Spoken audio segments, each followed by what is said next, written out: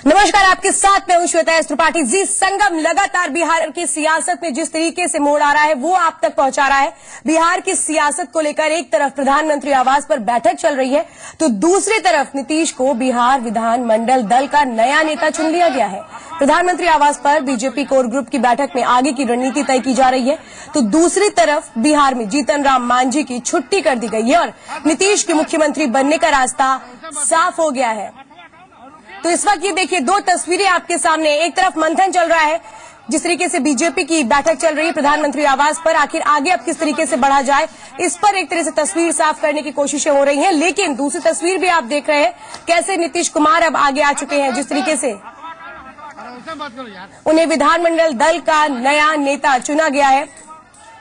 और अब माना जा रहा है क्योंकि विधानमंडल दल का जो नेता होता है वही मुख्यमंत्री पद का दावेदार भी होता है, लेकिन रास्ता तो साफ हो चुका है। सवाल ये उठता है जिस तरह से जीतन राम मांझी ने सिफारिश भेजी है विधानसभा भंग करने को लेकर, आखिर राज्यपाल का क्या आगे का स्टेप होता है इस पर निगाहें हैं। क्या विधानसभा भंग होगी या फिर जिस तरह से विधानमंडल दल का नया नेता चुना गया है उसको लेकर आगे बढ़ा जाएगा बिहार में, क्या वो कमान संभालेंगे? तमाम वो बातें हैं जिस पर से अभी कहीं ना कहीं तस्वीर साफ होना बाकी है। और इस वक्त हमारे संपादक वासिंद्र मिश्र हमारे साथ जुड़ चुके हैं। वासिंद्र जी, बहुत बहुत स्वागत है आपका। धन्यवाद। वासिंद्र जी, सबसे पहले मैं आपसे यही जानना चाहती हूँ, जिस तरीके से तमाम समीकरण देखने को मिल रहे हैं, एक तरफ सिफारिश की गई है, दूसरी तरफ नए विधानमंडल दल का नेता भी चुन लिया गया है, आखिर क्या माना जाए, किस तरीके से बिहार आगे बढ़ने को तैयार हो रहा है? देखिए, बिहार में लगभग 1 साल बाद वैसे भी चुनाव होना था विधानसभा का, लेकिन भारतीय जनता पार्टी या रामविलास पासवान नहीं चाहते थे कि जो मौजूदा सरकार है वह अपना कार्यकाल पूरा कर सके, और उनको इस बात में फायदा नजर आया जीतन राम मांझी को आगे करके जनता दल यूनाइटेड को विघटित कराने में। और हम कह सकते हैं कि इसमें काफी हद तक उनको कामयाबी भी मिलती नजर आ रही है। जीतन राम मांझी जो नीतीश कुमार के सबसे भरोसेमंद माने जाते थे और सिपासलार हुआ करते थे, मुख्यमंत्री बनते ही उन्होंने अपना रंग बदल दिया और वे रामविलास पासवान और भारतीय जनता पार्टी के खेमे में जाकर खड़े हो गए। नतीजा ये हुआ कि न चाहते हुए और दलित मतदाताओं की नाराजगी का खामियाजा की परवाह किए बगैर जनता दल यूनाइटेड को और नीतीश कुमार को जीतन राम मांझी को हटाने का फैसला करना पड़ा।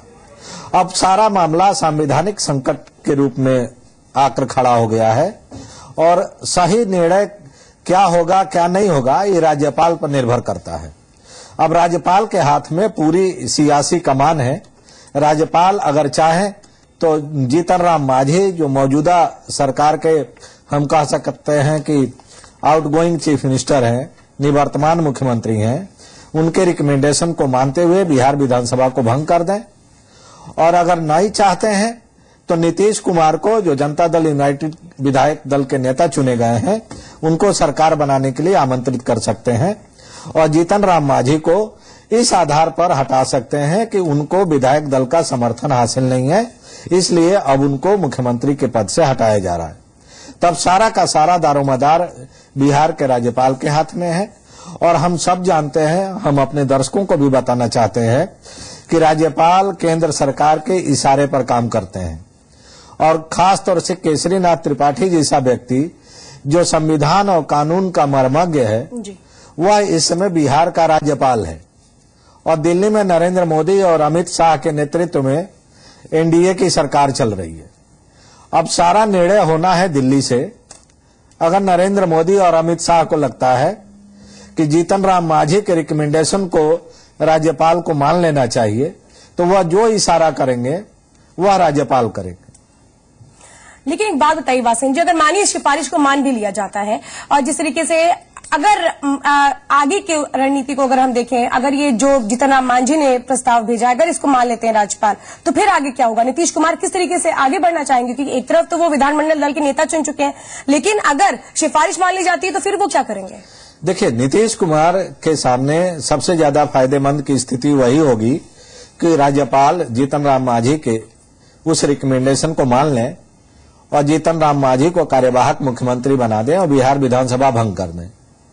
नीतीश कुमार को सबसे ज्यादा राजनीतिक फायदा तभी मिलेगा जब वे पूरे बिहार में राज्यपाल के फैसले के खिलाफ, केंद्र सरकार के को कटघरे में खड़ा करके फिर एक बार वो जन जागरण अभियान चलाएंगे और वह जताने की कोशिश करेंगे कि जनता दल यूनाइटेड की सरकार को गलत तरीके से राज्यपाल के जरिए बर्खास्त कराया गया है और उसमें जीतन राम मांझी जो जनता दल यूनाइटेड के मुख्यमंत्री थे, जिन्होंने जनता दल विधानमंडल दल का विश्वास खो दिया था, उनके रिकमेंडेशन को राज्यपाल ने माना है और इसमें केंद्र और राज्यपाल की साठगांठ है और इस मुद्दे को लेकर वो पूरे विधानसभा चुनाव होने तक बिहार का दौरा करेंगे, अपने कार्यकर्ताओं को लामबंद करेंगे, अपने खोए हुए उस राजनीतिक जनाधार को फिर वापस लाने की कोशिश करेंगे। लेकिन एक बात ये बताइए कि जिस तरीके से नीतीश कुमार ने आनन फानन में ये एक निर्णय लिया था कि जीतन राम मांझी को मुख्यमंत्री बनाया जाए और अब एक तरीके से जिस तरीके से तमाम चीजें हुई उनको अभी किस तरीके से हटाया जाता है, या फिलहाल तो विधानमंडल दल का नेता नीतीश कुमार बन चुके हैं, जवाब वो क्या देंगे कि जो जितना डैमेज हुआ इसके लिए वो जिम्मेदार है, स्थितियां जिम्मेदार है? हालांकि वो ये कह तो रहे हैं कि देखिए जो कुछ हुआ उसके बाद हम तो हट गए थे और जीतन राम मांझी को हम ले आए थे, लेकिन अब वो क्या जवाब देंगे? देखिए, राजनीति में फैसले परिस्थिति के अनुसार से लिए जाते हैं। जिस समय लोकसभा के चुनाव परिणाम आए थे, नीतीश कुमार को लगा कि आने वाले एक साल बाद जब बिहार में विधानसभा का चुनाव होगा, उस समय अपने वोट बैंक को एक बार फिर एकजुट करने की जरूरत है और बिहार में लगभग 20 से 22% दलित मतदाता हैं। तो उस पॉलिटिकल कैलकुलेशन, कास्ट इक्वेशन को ध्यान में रख के उन्होंने जीतन राम मांझी को आगे किया था और वह सोचते थे कि जीतन राम मांझी मुख्यमंत्री की कुर्सी पर रहेंगे और वह रिमोट से पूरी सरकार चलाएंगे और इस स्थिति का राजनीतिक फायदा उठाएंगे जब बिहार विधानसभा का चुनाव होगा। लेकिन परिस्थितियां पलट गईं और जीतन राम मांझी बीजेपी और रामविलास के गोद में जाकर बैठ गए। इसलिए जो नीतीश कुमार का वह फार्मूला था वह फेल हो गया और अंत में नीतीश कुमार और उनके साथियों को लगा कि दलित मतदाता तो उनके साथ जुड़ने से रहे, जो बाकी बिरादरी थी बिहार की वो भी नाराज हो जाए, इसलिए न चाहते हुए उनको इतना बड़ा फैसला आज लेना पड़ा है। बिल्कुल, इस वक्त एक बड़ी खबर आ रही है। बिहार के गवर्नर केसरीनाथ त्रिपाठी ने विधानसभा भंग करने की सिफारिश मिलने से इनकार कर दिया है। गवर्नर ने कहा है कि उनके पास 2 मंत्रियों को बर्खास्त करने की सिफारिश आई थी और क्या कुछ कहा गया है गवर्नर की तरफ से वो पहले आपको सुनाते हैं। कोई पत्र नहीं आया, अगर आएगा तो फैक्स से आएगा, ईमेल से आएगा और जब आएगा तो उस पर नियमानुसार विचार होगा। पहले मालूम तो हो कि क्या है, मंत्री तो बहिष्कृत हो सकते हैं। ये मुख्यमंत्री का अधिकार है कि किस मंत्री को अपने साथ रखे, अपने मंत्रिपरिषद किसको। वासिंद्र जी, जिस तरह से माना जा रहा था कि सिफारिश तो भेज दी गई है और अब राज्यपाल क्या कुछ निर्णय लेते हैं ये समझा जा रहा था, हो सकता है कि रात तक हो जाता विधानसभा भंग, लेकिन अभी तक ये कहा जा रहा है कि सिफारिश तो मिली ही नहीं है। श्वेता, हम यही बता रहे हैं कि केसरीनाथ त्रिपाठी जी संविधान और कानून के मर्मज्ञ हैं और राजनीतिक जोड़ तोड़ और इस तरह के हार्स ट्रेडिंग कराने और करने के भी मर्मज्ञ हैं। देखिए उन्होंने किस खूबसूरती से सवालों को घुमा दिया है जब पत्रकार उनसे पूछ रहे हैं। कल नीतीश कुमार के करीबियों को 2 मंत्रियों को बर्खास्त करने की संस्तुति जीतन राम मांझी ने राज्यपाल को भेजी थी। कल जो संस्तुति मुख्यमंत्री ने राज्यपाल को भेजी थी उसके बारे में जानकारी वो आज दे रहे हैं और आज जो चिट्ठी कहा जा रहा है कि जीतन राम मांझी ने भेजी है राज्यपाल को विधानसभा भंग करने की, उसके बारे में वो अनभिज्ञता जता रहे हैं। यही उनकी राजनीतिक परिपक्वता है, यही उनकी कानूनी और संवैधानिक ज्ञान की परिपक्वता है कि वे उसी समय बोलते हैं जब उनको बोलना चाहिए और वही बोलते हैं जो उस समय की परिस्थिति के अनुसार उनको सूट करता है। तो क्या ये माने वासेन जी वो भी इंतजार कर रहे हैं किसी क्लू का? जाहिर सी बात है, जो बिहार के गवर्नर हैं उनको एक ही व्यक्ति के निर्देश और इशारे का इंतजार है और वह है देश के प्रधानमंत्री नरेंद्र मोदी। नरेंद्र मोदी जो चाहेंगे वही फैसला राज्यपाल के स्तर से बिहार में होगा। तो प्रधानमंत्री आवास पर जो बैठक इस वक्त चल रही है, ये कहें कि वो खत्म होने का इंतजार हो रहा है? निश्चित रूप से बैठक के बाद अगर नरेंद्र मोदी और उनके साथियों को लगेगा कि बिहार विधानसभा भंग कराने में बीजेपी को राजनीतिक फायदा मिल सकता है तो वे इसके बाद उसको औपचारिकता पूरी करने के लिए कैबिनेट की एक बैठक होगी और राज्यपाल से कहा जाएगा कि वे अपनी संस्तुति केंद्र सरकार को भेजें गृह मंत्रालय के जरिए। गृह मंत्रालय के जरिए उसको प्रोसेस करके फिर कैबिनेट के सामने रखा जाएगा और कैबिनेट में एक औपचारिकता के तहत उस राज्यपाल की संस्तुति को मंजूरी दे दी जाएगी। तभी सारा मामला राजनीतिक आकलन और जोड़ तोड़ का है और फैसला सिर्फ और सिर्फ नरेंद्र मोदी और अमित शाह को करना है। बिल्कुल। और वासिम जी, कहीं ना कहीं किस तरीके से नफा नुकसान हो सकता है, क्योंकि अगर हम दिल्ली की ही बात करें तो एक साल में यहां पर क्या कुछ हो गया, किस तरीके से बीजेपी के लिए भी मुश्किलें आ गई थी। अब अगर फैसला इसी तरह बिहार के लिए लिया जाता है तो उसके क्या कुछ नतीजे हो सकते हैं, उसका क्या असर होगा, उस पर भी मैं आपसे जवाब लूंगी। बहरहाल इस वक्त एक बड़ी खबर है, बिहार से बड़ी खबर आ रही है जहां पर बिहार में नीतीश गुट के सभी मंत्री इस्तीफा देंगे। इस वक्त की बड़ी खबर, साकेत जी मीडिया संवाददाता है। साकेत, क्या कुछ पूरी खबर है? नीतीश गुट में जो 21 मंत्री थे वो तमाम मंत्री अभी इस्तीफा देने के लिए बस राज्यपाल के पास अपना फैक्स करने वाले हैं। और ये शुरू से ही आकलन किया जा रहा था कि जब विधायक दल की बैठक होगी उसके बाद ये तमाम जो 21 मंत्री हैं ये अपना इस्तीफा सौंपेंगे राज्यपाल को। और ऐसा ही हुआ भी है, क्योंकि पहले ही विधानसभा भंग करने की बात आ गई है। मुख्यमंत्री ने पहले ही कैबिनेट की बैठक में ये फैसला ले लिया है। तो ऐसे में अब ये मंत्री कहीं न कहीं नीतीश कुमार के इशारे पर, जिस तरह से आज कैबिनेट की यहाँ विधायक दल की बैठक हुई उसमें भी ये साफ कर दिया गया कि आगे नीतीश कुमार अब ये पद संभालने के लिए तैयार है। लेकिन अब जो पेच फंसा है, अब जो राज्यपाल के पाले में गेंद गया है, उसके बाद अब परिस्थिति क्या बनती है ये सबसे अहम है। लेकिन साकेत, अभी राज्यपाल का हम लोग सुन रहे थे उनका बयान, उनका कहना था कि अभी मुख्यमंत्री की तरफ से विधानसभा भंग करने के बारे में कोई भी संस्तुति राजभवन को नहीं मिली है। क्या जीतन राम मांझी से आप लोगों की बात हुई है? जीतन राम मांझी इस बात की पुष्टि कर रहे हैं कि उन्होंने विधानसभा भंग करने के लिए राज्यपाल को संस्तुति भेजी है? देखिए, राज्यपाल को संस्तुति अभी नहीं भेजी गई है, क्योंकि जो कैबिनेट की बैठक जीतन राम मांझी ने 2 बजे बुलाई थी उसमें जो 7 मंत्री ऐसे थे इंक्लूडिंग जीतन राम मांझी, जिन्होंने यह प्रस्ताव लाया उस कैबिनेट की बैठक में कि बिहार विधानसभा को भंग कर दिया जाए। और उस पर जो 7 मंत्री हैं उन 6 मंत्री और एक जीतन राम मांझी खुद उस पर हस्ताक्षर करके वो पूरा लेटर तैयार करके रखा गया है। और उसमें पूरा कैबिनेट जो है उन्होंने जीतन राम मांझी को यानी मुख्यमंत्री को ये अधिकृत कर दिया था उसमें कि अब जो भी फैसला लेंगे वो मुख्यमंत्री जीतन राम मांझी लेंगे। तो ये पूरी प्रक्रिया करके जीतन राम मांझी अपने पास रखे हुए हैं। हालांकि ये राज्यपाल को अभी ये पूरी जो कह सकते हैं वो भेजा नहीं गया है ये पूरा। नहीं तो इसमें क्या इसकी भी कोई संभावना है कि जीतन राम मांझी एक बार फिर नीतीश के खेमे में जाकर खड़े हो जाएं और उनको लगे कि शायद ये लड़ाई वो हार रहे हैं तो इसलिए बीजेपी और पासवान के साथ जाने से बढ़िया है कि अपने घर वापसी कर लिया जाए? ऐसी भी कोई संभावना है क्या?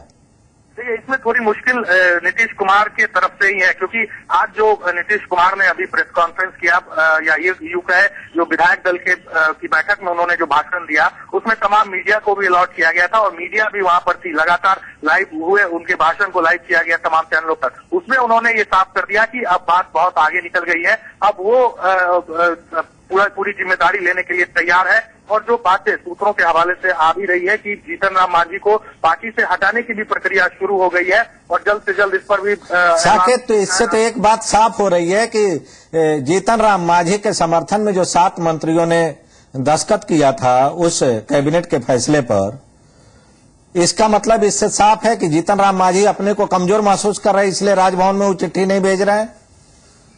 ये बिल्कुल, अगर जल्द से जल्द जीतन राम मांझी ये पत्र राजभवन को सौंप देते तो ये बात हो सकती थी कि जीतन राम मांझी अभी भी अपने स्टैंड पर कायम है और वो खुली बगावत की बात जो जेडीयू से कर रहे हैं, नीतीश कुमार शरद यादव से कर रहे हैं, उस पर अड़े हुए हैं। लेकिन बीच में उन्होंने जिस तरह से ये पूरा जो कह सकते हैं पत्र अपने पास रख लिया है, जिसमें तमाम जो 6 मंत्री हैं और इनका खुद का मुख्यमंत्री का जो हस्ताक्षर है और तमाम चीज के लिए अधिकृत कर दिए गया है इस लेटर के जरिए मुख्यमंत्री। तो अभी श्वेता, एक और बात हम लोग अपने दर्शकों को बताना चाहते हैं कि जीतन राम मांझी की तरफ से जितना ही विलंब हो रहा है चिट्ठी भेजने में, उतना ही नीतीश कुमार का पलड़ा भारी होगा संवैधानिक तौर पर। और राज्यपाल चाह के भी जीतन राम मांझी के रिकमेंडेशन को बाद में एक्सेप्ट नहीं कर पाएंगे। अगर जीतन राम मांझी के रिकमेंडेशन के पहले अगर नीतीश समर्थक मंत्रियों ने राज्यपाल को अपना इस्तीफा सौंप दिया तो संवैधानिक तौर तौर पर और तकनीकी तौर पर नीतीश का पलड़ा भारी होगा और उस स्थिति में राज्यपाल चाह के भी जीतन राम मांझी की मदद नहीं कर पाएंगे। ये बात हम एक बार फिर अपने दर्शकों को बता दें कि नरेंद्र मोदी, अमित शाह या गवर्नर चाहे जितना सिंपैथी रखें जीतन राम मांझी के साथ, लेकिन अगर उनकी तरफ से चिट्ठी पहले नहीं गई और उनकी चिट्ठी के पहले अगर नीतीश कुमार की चिट्ठी चली गई कि उनको विधायक दल का नेता चुन लिया गया है और उनके मंत्रियों का इस्तीफा राजभवन में पहुंच गया, तो ऐसी स्थिति में राज्यपाल के सामने गंभीर संकट खड़ा हो जाएगा कि वे चाह के भी जीतन राम मांझी की मदद नहीं कर पाएंगे। श्वेता, बिल्कुल इस वक्त यही देखना होगा कि क्या कुछ क्यों वेट कर रहे हैं जीतन राम मांझी, क्या उन्हें डर लग रहा है, जिस तरीके से बासेन जी भी कह रहे हैं। चलिए साकेत, आपके पास दोबारा लौटेंगे। फिलहाल पूरी जानकारी देने के लिए बहुत बहुत धन्यवाद। और दिल्ली में बीजेपी कोर ग्रुप की जो बैठक चल रही है उस पर अपडेट देने के लिए रविंद्र हमारे साथ जुड़ चुके हैं। रविंद्र, क्या कुछ वहां पर देखने को मिल रहा है, क्या कोई क्लू मिल पाया है कि क्या कुछ तैयारी कर रही है बीजेपी? देखिए, अभी तक तो बीजेपी कोर ग्रुप की बैठक चल ही रही है, लेकिन एक बात जरूर है कि जिस तरह से पीके साई और ललन सिंह को जीतन राम मांझी ने बर्खास्त करने के लिए राज्यपाल से सिफारिश की और राज्यपाल ने तुरंत उसे स्वीकार कर लिया, जबकि जेडीयू के प्रेसिडेंट शरद यादव उसे मना कर रहे थे कि आप ऐसा नहीं करिए। जिस तरह से त्वरित कार्रवाई राज्यपाल की तरफ से हुई है, जाहिर तौर पर जो वहां पर संवैधानिक एक संकट पैदा हुआ कि विधानमंडल के नेता मुख्यमंत्री जीतन राम मांझी ने विधानसभा भंग करने की सिफारिश की, जेडीयू ने उन्हें हटाकर नीतीश कुमार को बनाया है। ये संकट है रविंद्र, अभी हमारी बात हुई है पटना संवाददाता से अपने नेटवर्क चैनल के। उनका ये कहना है कि अभी तक जीतन राम मांझी की तरफ से कोई भी चिट्ठी राज्यपाल को नहीं भेजी गई है विधानसभा भंग करने के संबंध में। दूसरा जो जानकारी उन्होंने दिया कि उनके समर्थन में सिर्फ 6 मंत्रियों ने दस्तखत किए हैं जीतन राम मांझी के, बाकी कैबिनेट के सभी मंत्री भंग करने के खिलाफ हैं और वे राजभवन जा रहे हैं इस्तीफा देने जीतन राम मांझी सरकार से। और दूसरी तरफ जो जनता दल यूनाइटेड ने नया अपना नेता चुन लिया है, तो ऐसी स्थिति में अब राज्यपाल के सामने एक नया संकट खड़ा होता दिखाई दे रहा है कि वे जीतन राम मांझी के उस रिकमेंडेशन को कितना तवज्जो देंगे जो अभी तक उनको पहुंचा ही नहीं है। और दूसरी तरफ विधानमंडल दल के नेता के रूप में नीतीश कुमार का पत्र और उनके मंत्रियों का इस्तीफा दोनों राजभवन पहुंचने वाला है। तो अब इस स्थिति को देखते हुए दिल्ली में क्या मंथन चल रहा है, इस पर आपके पास कोई जानकारी है? देखिए, जो हमारी बीजेपी के आला नेताओं से बातचीत हुई है उसमें साफ तौर पर कहा कि संविधान में कहीं नहीं लिखा है कि कैबिनेट का जो भी फैसला हो सर्वसम्मति से हो।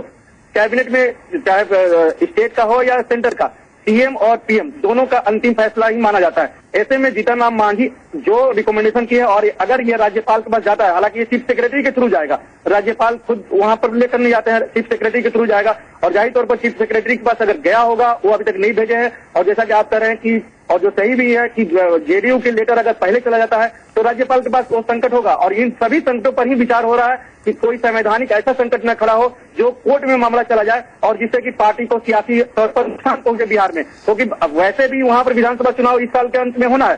पार्टी अभी नहीं चाहेगी कि अभी तुरंत विधानसभा। रविंद्र, आपको नहीं लगता है कि बीजेपी ने जो क्राइसिस क्रिएट किया बिहार में जीतन राम मांझी को आगे करके, अब इस क्राइसिस के ट्रैप में खुद बीजेपी और रामविलास पासवान फंसते नजर आ रहे हैं? आपको नहीं लग रहा है?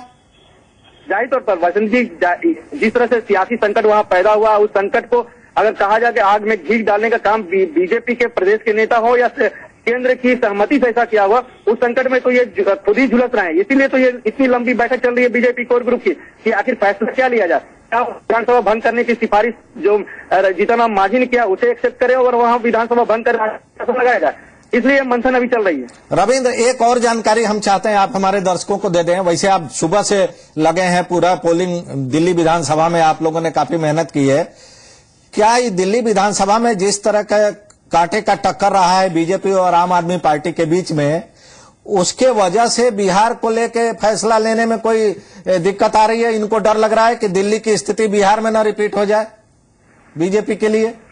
देखिए, लोकसभा चुनाव के बाद छोड़ दे, जैसा कि आपने भी देखा होगा जो विधानसभा चुनाव हुए पिछले, जहां पर बीजेपी सत्ता में आई है या आने वाली है जम्मू कश्मीर में, उन सब के बात छोड़ दे तो दिल्ली को लेकर कहीं न कहीं वहां पर स्थिति रही है। बीजेपी के आला नेताओं को भी कहना है कि अगर चुनाव पहले कराया जाता तो जो उनका मिशन 60 या 60 न भी आता तब भी बीजेपी की सत्ता दिल्ली में आने में कोई मुश्किल नहीं होती, लेकिन इतना लेंदी किया गया और उस संकट में खुद ही घिर गए और आम आदमी पार्टी से उनका कड़ा मुकाबला हो रहा है। सत्ता में आएंगे या नहीं आएंगे 10 तारीख को चले। जाहिर तौर पर बिहार में भी कहीं न कहीं यह उहापोह की स्थिति रही।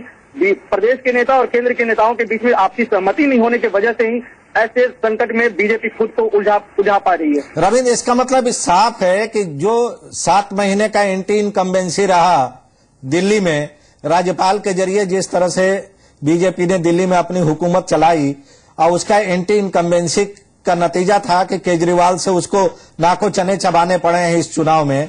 परिणाम चाहे जो हो, लेकिन पूरे की पूरी बीजेपी और शीर्ष नेतृत्व केजरीवाल के सामने बिल्कुल हम कह सकते हैं कि पशुपेश और परेशान नजर आया पूरे कैंपेनिंग के दौरान। अगर यही स्थिति बिहार में रिपीट हुई और वहां पर राष्ट्रपति शासन लगा के फिर चुनाव कराया गया, तो क्या वहां भी दिल्ली वाली जो राजनीतिक हालात हैं वो बन सकते हैं बिहार में? जाहिर तौर पर बिहार में जिस तरह से आपने भी देखा कि लालू हो या नीतीश कुमार हो, कहे कि मोदी का रथ बिहार में ही रुकेगा, सभी दल वहां पर एकजुट होंगे बीजेपी के खिलाफ हो। और अगर ऐसे ही संकट रहा तो वहां पर नीतीश कुमार और लालू यादव जब अपने रथ को लेकर चलेंगे तो कहीं न कहीं मोदी पर, प्रधानमंत्री नरेंद्र मोदी बीजेपी पर जमकर निशाना साधेंगे कि राष्ट्रपति शासन के जरिए पर्दे के पीछे से ये शासन कर रहे हैं और उसमें जातिगत समीकरण, सियासी समीकरण सब कुछ देखने में आएगा और वहां पर बीजेपी को निकलना, नरेंद्र मोदी को निकलना काफी मुश्किल होगा बिहार में। और रविंद्र, ये भी सच है कि हमारे दर्शकों को भी पता है, आपको भी याद होगा कि बिहार हमेशा से बदलाव की अगुवाई करता रहा है। आपातकाल के खिलाफ सबसे पहले अगर किसी ने आवाज उठाई तो बिहार ने उठाई और वहीं से उसकी शुरुआत हुई थी संपूर्ण क्रांति की, लोकनायक जयप्रकाश नारायण के नेतृत्व में। और ये भी ऐतिहासिक सच्चाई है कि लाल कृष्ण आडवाणी का जो रथ था राम आंदोलन को लेकर, राम मंदिर आंदोलन को लेकर जो निकला था, उसको भी लालू प्रसाद यादव की सरकार ने ही रोका था बिहार में। तो क्या ये जो ऐतिहासिक सच्चाई है बिहार को लेके कि देश में जब कभी कोई बड़ा बदलाव होता है तो उसकी अगुवाई बिहार करता है, चाहे गांधी का आंदोलन हो, चंपारण से शुरू हुआ, लोकनायक का संपूर्ण क्रांति का आंदोलन बिहार से शुरू हुआ, लाल कृष्ण आडवाणी का रथ भी बिहार में ही रुका। और क्या अगर हम जनता दल यूनाइटेड या लालू की बात पर भरोसा करें तो ये सच्चाई है कि नरेंद्र मोदी का भी जो अश्वमेध का घोड़ा दौड़ रहा है विजय रथ, उसको लगाम बिहार में ही लगेगी जाके 2016 या 17 में, आपको लगता है? देखिए वासेंद्र जी, यूपी हो या बिहार हो, माना जाता है कि समाजवाद कि यहाँ पर जो भी जनता है वो समाजवादी विचारधारा के वहाँ पर काफी ज्यादा होते हैं। खास अगर राम जो रथ यात्रा थी उसे छोड़ दिया जाए और राम लहर को छोड़ दिया जाए, कुछ कल्याण सिंह का एपिसोड छोड़ दिया, तो कहीं ना कहीं समाजवाद का गढ़ रहा है बिहार और यूपी। वहां पर आडवाणी, जैसे आपने कहा आडवाणी का रथ रुका, कांग्रेस का सफाया हुआ दोनों स्टेट से, बिहार में भी आज तक कांग्रेस नहीं जमा पाई। अगर यही हाल रहा है तो बीजेपी के लिए भी काफी मुश्किल होगी वहां पर अपने पैर पर खड़ा होना, क्योंकि अभी तक सत्ता में आए हैं तो नीतीश कुमार के सहयोग से आए हैं या नीतीश कुमार सत्ता में आए तो बीजेपी के सहयोग से आए हैं। अकेले दम पर वहां सत्ता में नहीं आ पाई बीजेपी आज तक। तो कहीं ना कहीं ये बीजेपी के लिए सोचने वाली बात होगी कि अगर हम पर्दे के पीछे से वहां पर कोई शासन करते हैं या सियासत करते हैं तो क्या बिहार की जनता उसे एक्सेप्ट करेगी? शायद नहीं करे। और इस वक्त यही देखने को मिल रहा है, क्योंकि पर्दे के पीछे जो खेल चल रहा था जब वो सामने आ रहा है तो एक तरीके से कहे जो खेल जहां से शुरू हुआ था उसी में वो पूरा खेल उलझ कर रह गया है। अभी सुलझता कैसे है, कौन इसको सुलझाता है, इसका इंतजार है और हम भी लगातार अपडेट दे रहे हैं। वासेंद्र जी हमारे साथ बने हुए। रविंद्र, फिलहाल पूरी जानकारी देने के लिए बहुत बहुत धन्यवाद।